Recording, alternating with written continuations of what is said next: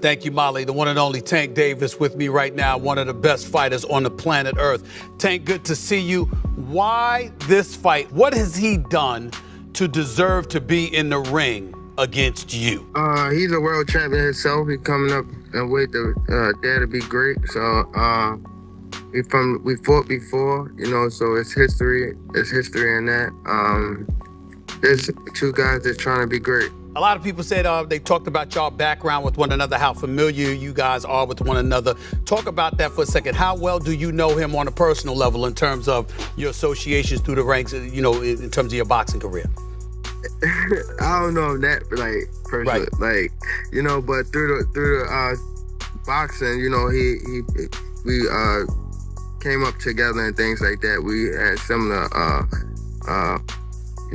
friends and things like that in the boxing world.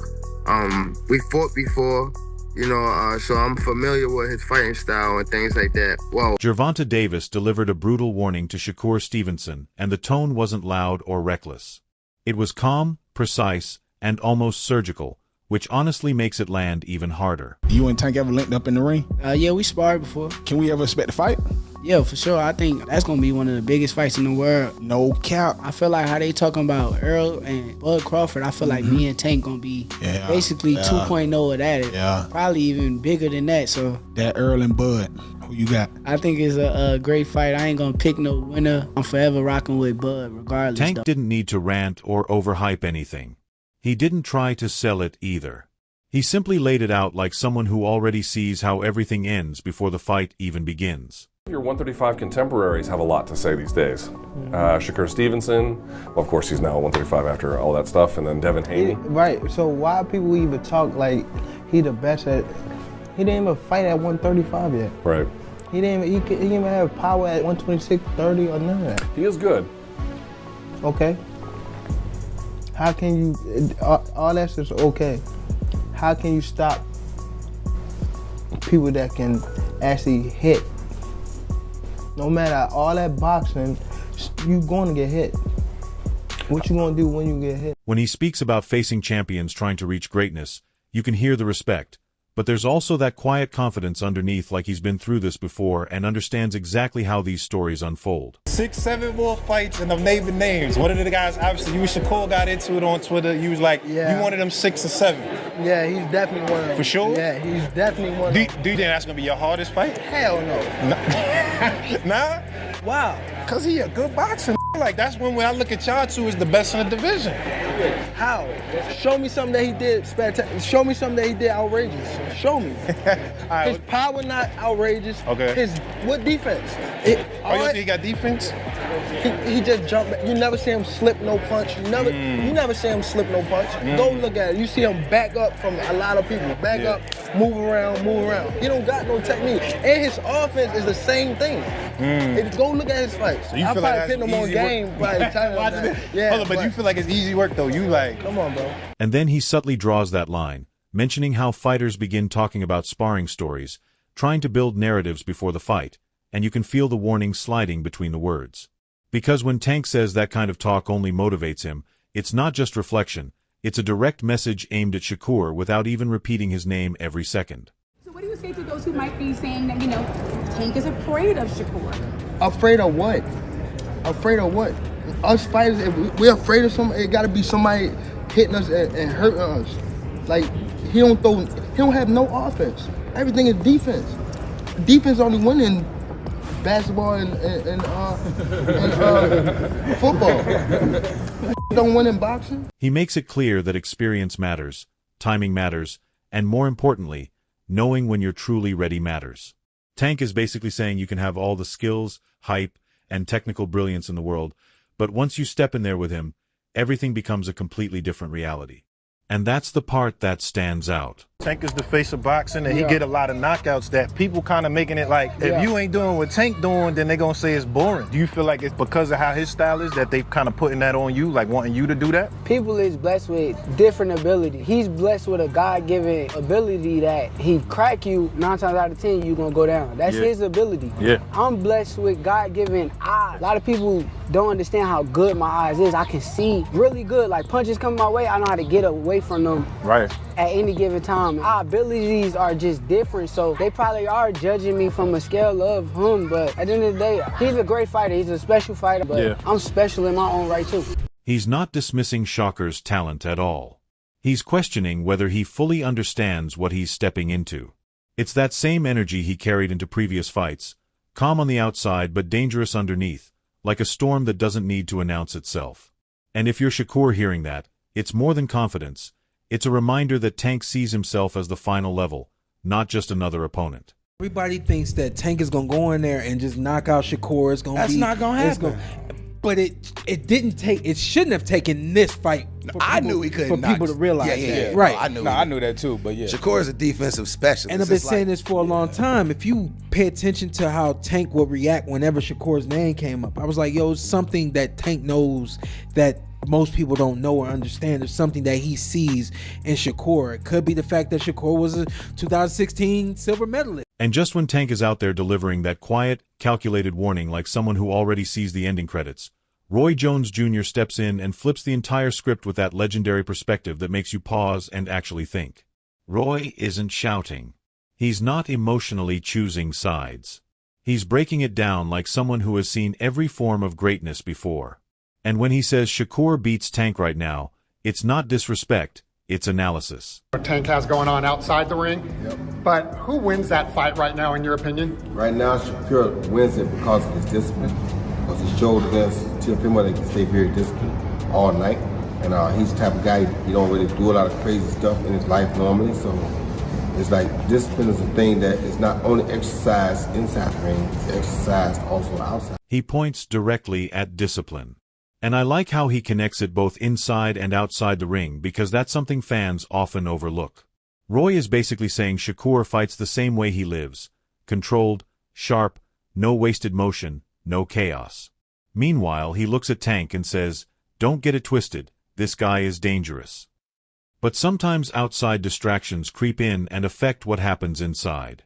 That's not a skill issue, that's a focus issue. And coming from Roy, that hits differently. But here's where it gets interesting, because Roy doesn't just back Shakur and walk away. He quickly adds that if Tank is fully locked in and disciplined, he becomes a problem for anyone. That's what makes this matchup feel like a true coin flip. With the fight being like it is right now, I would lean towards Shakur because of his discipline, but don't get it twisted. If somebody could beat him, Tank Davis would be that person because of his intangibles. When Tank is disciplined and got his mind on right, Tank is a problem for anybody. Tank can fight better than most people think he can. It's just that sometimes his outside antics get the better of him, and it makes people think less of him. One fighter brings surgical precision, while the other delivers fight-ending chaos. And Roy is basically telling us the outcome isn't just about skill, it's about mindset on that specific night. When he mentions Shakur schooling Teofimo, he's showing that this isn't just winning, it's teaching elite fighters in real time. But then you imagine Tank landing one perfect shot and flipping everything instantly. And suddenly, it all becomes unpredictable again. That's what makes this fight so insane, because it's not about who is better overall. It's about who shows up as the best version of themselves when it matters most. Four division champion already. They're looking to get more. Show that he has all the tools, all the tactics. Stay cool under pressure. Proved a lot of things. Took a good fighter and took him to school. And that's what great fighters do. So it's like, you got to give him his props. Excellent outcome. Had shots out to Teofimo too for taking a fight at that risk at that time in his career because that was a high risk for Teofimo. And just when Roy Jones Jr. is analyzing it like a professor explaining discipline versus chaos, Terence Crawford steps in with that cold, unfiltered honesty that feels less like analysis and more like a direct warning to the entire division. Crawford doesn't even hide it. He openly says he doesn't like Tank personally. And that's when you realize we've moved past polite breakdowns into real tension. But here's the key part, he separates it clearly. He gives Tank full credit as a fighter, power, skill, IQ, everything, but then shifts back to Shakur and says that style is a serious problem. And the way he frames it is smart. Not saying Shakur is better, but saying Tank might not be able to do what he usually does. That's a different level of concern. Brother, you know what I'm saying, Shakur, that's the fight. Everybody want to see that. That's the 50-50. I think, you know what I'm saying, I've been saying 50-50. I told both of them that. That's a toss-up to me.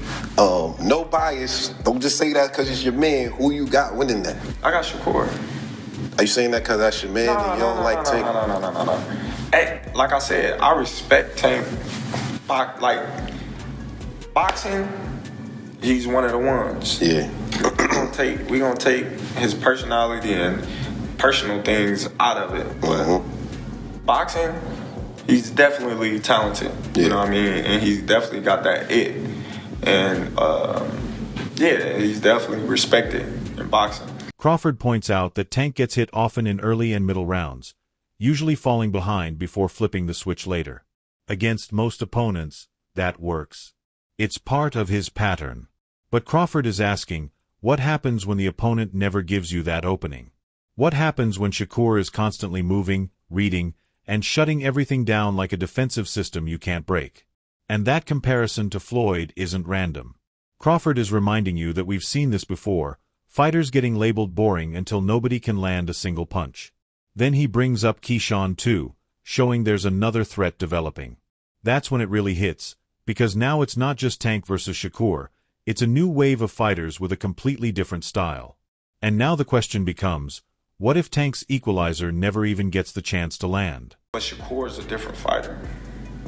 You know, Shakur is different. You know, people may call him boring. People may say he can't punch. But they say the same thing about Floyd. Because they defensive fighters. Yeah. Tank is not going to be able to hit Shakur like he hit everybody else. And he know that.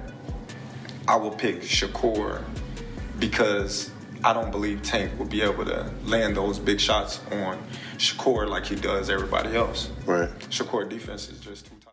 And just when Crawford lays it out like a quiet storm, basically suggesting Tank might be swinging at nothing all night if Shakur finds his rhythm, the Porterway crew jumps in and turns it into a full debate where nobody agrees, yet everyone makes valid points. One voice confidently says Shakur wins without hesitation. Another immediately pushes back, saying we still haven't seen Tank's best version yet. And that argument is scary because it sounds crazy until it suddenly becomes real. Then they break it down like a chess match, focusing on tempo instead of toughness. One side says Shakur's defense and volume win over 12 rounds. The other says Tank only needs one moment. And once again, the same question returns. What happens when precision meets patience while power waits silently in the background? Tank Davis, all he takes is one shot. He's a very patient fighter. He doesn't throw a lot of shots, but every shot he throws, he makes them count. I said that's the best chess match in boxing.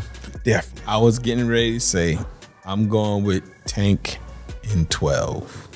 He stops him in 12? No. Just decision. Huh? 12-round decision. He stops, I got him stopping Shakur 11. Then Porter adds his perspective with real experience, talking about what-if moments. And that instantly shifts everything because now it's no longer about skill, it's about uncertainty. He's asking what happens if Shakur gets hit clean for the first time, not touched lightly, but caught by Tank-level timing. They mention Barrios as proof that Tank has been tested and adapted under pressure. But Shakur has been so controlled and clean that it feels like everyone is waiting to see how he reacts when things go wrong. Then predictions start flying everywhere, stoppage, decision, even a draw, with no agreement. And somehow, that makes the fight feel even bigger. When they call it the best fight in boxing, it doesn't feel like hype. It feels real. Because this isn't just styles clashing, it's philosophies colliding. One imposing rhythm, the other refusing to follow it. And in reality, it becomes more than a fight, it becomes a mental war. When I look at the way both fighters box, I think it's a match made in heaven. It's the match made in heaven. Now I close my eyes and I'm thinking, I'm watching Shakur fight, man. Those more punches than Tank. Yeah. That could be a problem for him. It could be a problem for him. And the thing about it is, his defense is good. And if it goes the distance, you said top. When you step back and really analyze everything, this Tank versus Shakur discussion goes beyond a simple who wins debate and becomes something much deeper. Tank moves like a finisher in a game, calm and patient, waiting for one opening to end everything instantly, while Shakur operates like someone playing chess who already knows the outcome. Controlling distance, controlling pace, making elite fighters look out of place. Then you have voices like Roy Jones Jr. emphasizing discipline, Crawford warning that Tank's biggest weapon might not land, and Porter reminding everyone that one clean moment can change everything. That's what makes it special. No one is completely right, yet no one is entirely wrong either. Because this fight isn't about records or highlights anymore. It's about identity. Does precision break power, or does power disrupt perfection? That's the real question at the center of it all. And that's why this fight feels bigger than titles or rankings. It feels like a statement about what boxing truly is at its highest level. Yeah, y'all don't nobody want to hear draw, but it's gonna be, and this is gonna be a straight up. I got an 11-round stoppage by Tank. If he don't stop him, who you gonna give it? I got Tank 8-4. He says draw. I say Shakur throws more Our guest punches is on the line. If we go 12 rounds, I think Shakur got it. One moment, sir. Okay. Yeah. I think Shakur got it. If it goes 12. Yeah. Because he throws more punches. Drop your opinion in the comments. Let's really talk about it. And don't forget to like, share, and subscribe to my channel. And I'll see you in the next one.